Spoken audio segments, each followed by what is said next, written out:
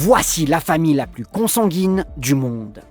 Dans les profondeurs des montagnes des Appalaches, dans le comté de Raleigh, en Virginie occidentale, se trouvent Lorraine, Timmy, Betty Ann et Ray Whitaker. Ils vivent ici entassés dans une cabane en ruine, adossée à une caravane au milieu des décombres, entourés de chiens. Leurs particularités physiques sont frappantes. La plupart d'entre eux ont des yeux qui pointent dans différentes directions et n'ont plus de dents. Certains ne parlent pas, poussent des cris, tandis que d'autres s'expriment en aboyant. Des comportements incompréhensibles, un mutisme mystérieux qui crée autour de cette famille une fascination morbide. Mais pour comprendre qui est cette famille et pourquoi ils sont comme ça, il faut remonter en 1880.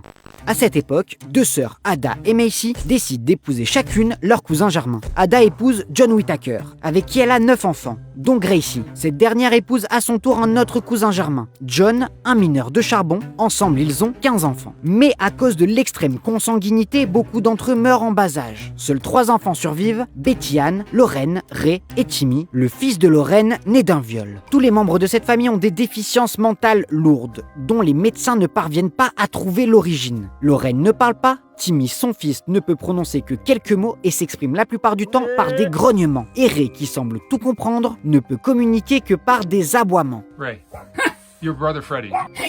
Do you miss him?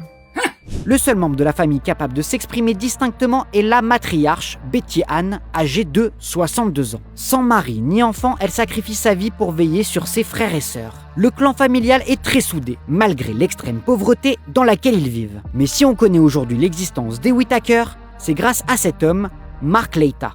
Tout commence en 2004 lorsque Mark parcourt les États-Unis avec un projet fou. Photographier des gens atypiques, des visages qui marquent. Alors qu'il s'arrête dans une station-service pour faire le plein, il discute avec un officier de police local qui lui parle d'une famille particulière qui vit recluse dans les bois. Intrigué et muni de son appareil photo, Mark s'enfonce dans les profondeurs des montagnes des Appalaches. Et quand il arrive sur place, il n'en revient pas. Jamais de sa vie, il n'a vu ça. Très vite, le photographe se prend d'affection pour cette famille et leur propose de réaliser des portraits photos de chacun d'entre eux. En 2008, Mark Laita publie des photos de la famille dans son ouvrage Created Equal. Conserve un lien avec la famille Whitaker et finit par retourner les voir en 2020, cette fois-ci armé d'une caméra.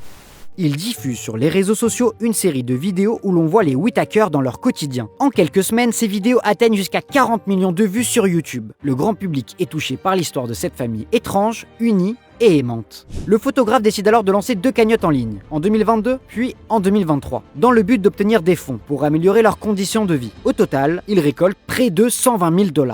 Mais très vite, Mark est accusé de profiter de cette famille et de détourner l'argent à son profit. Il réalise alors une vidéo pour montrer les changements opérés sur le lieu de vie des Whitaker. Le toit de la maison a été réparé, leur cuisine a été remplacée et les murs ont été repeints. Malheureusement, le reste de la cagnotte aurait été, selon lui, dilapidé par la famille. Malgré tout, cette initiative a permis de faire connaître cette famille totalement hors norme, mais surtout de mettre en lumière les risques de la consanguinité. Pour éviter d'en arriver à cette situation, certains pays ont trouvé la solution.